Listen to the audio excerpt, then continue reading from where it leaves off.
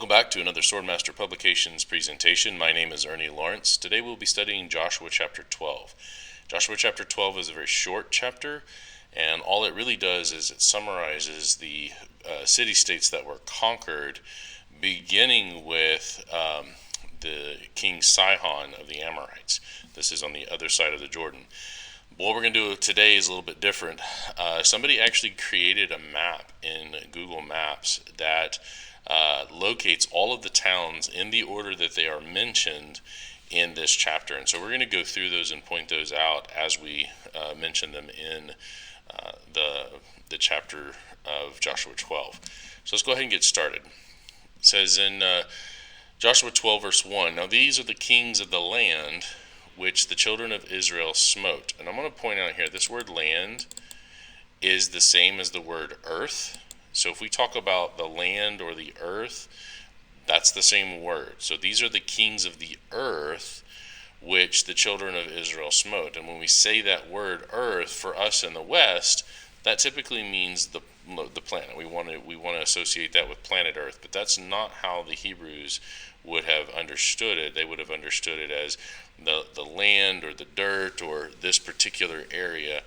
And that holds true throughout the Bible. So when you see heaven and earth, you should understand that in the terms of the way that the Hebrews did. So, and these are the kings of the land which the children of Israel smote and possessed their land on the other side Jordan toward the rising of the sun, that is to the east, from the river Arnon unto Mount Hermon and all the plain to the east. So here's the river Arnon right here, this little blue line, and then all the way up to Mount Hermon, which is all the way up here, this mountain symbol here, and then all of the plains to the east. And you can kind of see here this plains area that is covered, and that's where the 2.5 tribes, oops, didn't mean to do that, the 2.5 tribes are in control or take over before they help everybody go over here to the west side of the Jordan and take over.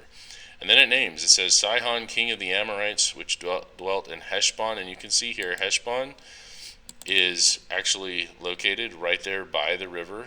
Here's the Arnon, and here's Heshbon. And then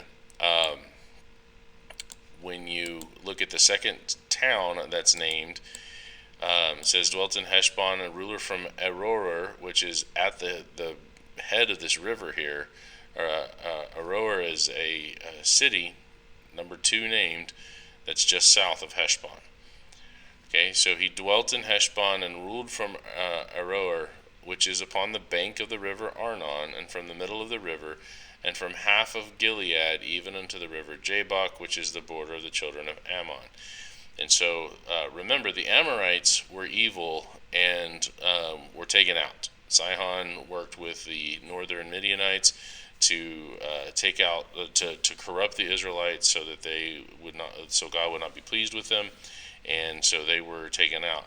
But south of this river here are the Ammonites, which are different. Ammonites, Amorites, keep those straight.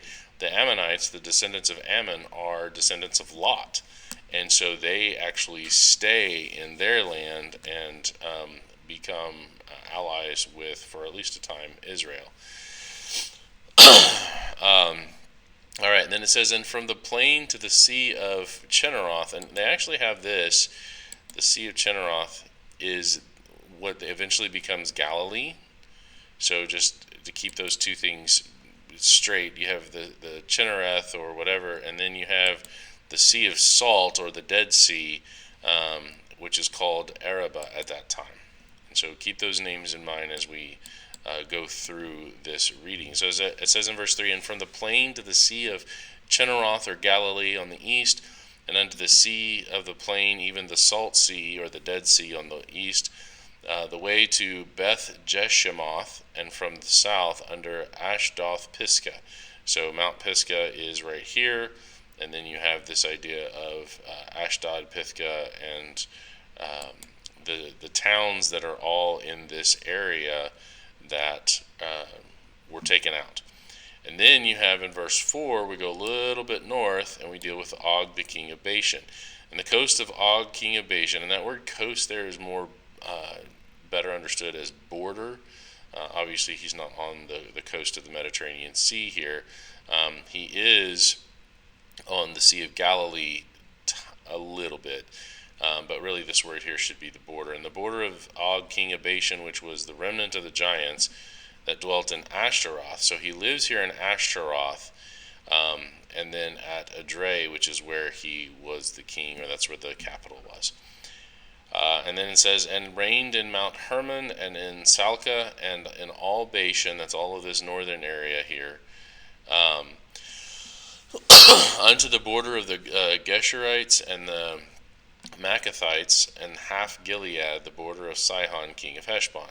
So talking about all of these borders over here, all the way down to where we get into the Amorites and Sihon and these guys down here. So that's the two areas that were conquered before Moses died and before they crossed over the Jordan. And verse 6 says, Them did Moses the servant of Jehovah and the children of Israel smite, and Moses the servant of Jehovah gave it for a possession unto the Reubenites, the Gadites, and the half-tribe of Manasseh. So those are the 2.5 tribes, and when I say half-tribe, I mean half of Manasseh. Got it? Because half of Manasseh is going to be over here as well. And they were to go in before and in front of all of the other warriors to lead the attacks, because they were given this land that they saw it, and they're like, God, we want this. We know it's not really technically part of the promised land, but we really like this land. And Moses was like, are you trying to get out of going into battle? And they're like, no, we just really like the land. But hey, if you want us to prove it, we'll go first. We'll fight all the battles. We'll be at the front of the vanguard. And Moses was just like, all right, that sounds good. So verse 7, it says, And these are the kings of the country which Joshua and the children of Israel smote on the side of Jordan on the west, from Baalgad, and that word Baal is the word for Lord, or what we would think of as kind of like a false god. The Baalgad in the valley of Lebanon, even unto Mount Halak that goeth up to Seir, which Joshua gave unto the tribes of Israel for a possession according to their divisions, in the mountains and in the valleys and in the plains and in the springs and in the wilderness and in the south country, the Hittites, the Amorites, and the Canaanites, and the Perizzites, and the Hivites, and the Jebusites. So it's kind of giving us a general idea of this area that they are going to go in and conquer. And these are the 5 major, or I should say 6 major. The Amorites kind of already taken out, but the 6 major nations that are taken out, but they're loosely allied. Most of them still in terms of city-states ruled by individual kings. And then he starts to name them. 9 is the king of Jericho, 1. The king of Ai, which is beside Bethel, 1. And so we can go to these. We can see here, all right, where's Jericho? Oh, there it is. This is where they crossed the Jordan River. And they went in, and we can even zoom in if we want to. But this is the Jordan River here. And they come across, and then they camp out here, and then they go in and they take out Jericho. And then if we go to Ai is right here, not very far. Remember, there was the whole warrior of the city right behind coming in to assist, and they ended up taking them out by the first time they tried. They didn't do so well because of when they attacked Jericho, somebody kept something, and so when they tried to attack Ai, the first time it didn't work, and then they got rid of the guy, and then the second time they attacked, they kind of used that failure the first time to trick the guys of Ai out of their city, and then it was an overwhelming success. So then you have Jerusalem, which I want to zoom back out for this because I want us to kind of really see where everything is in relationship. So Jerusalem is just due south of that, and then the king of Hebron, 1. So we can click on Hebron, which is, here's Jerusalem, here's Bethlehem, and here's Hebron due south of that. And you can see they're moving south, and they conquer all of these southern towns. So I'm just going to read those, and I'm going to link this map in the comments or the description of the video, and you can click on all of these individually if you want to. But you got the king of Jerusalem, 1, the king of Hebron, 1, the king of Jarmuth, 1, the king of Lachish, 1, the king of Eglon, 1, the king of Gezer, 1, the king of Debir, 1, the king of Geder, 1, the king of Hormah, 1, the king of Arad, 1, the king of Libnah, 1, the king of Adullam, 1, the king of Makkedah, 1, the king of Bethel, 1, And Bethel's a pretty well-known town. We read about it a whole lot, but it goes right back up here to the town that was like right behind or right next to Ai that they were worried about. Then you have the king of Tapua one, the king of Heifer one. Start getting into 21. So now we're moving into the north at this time.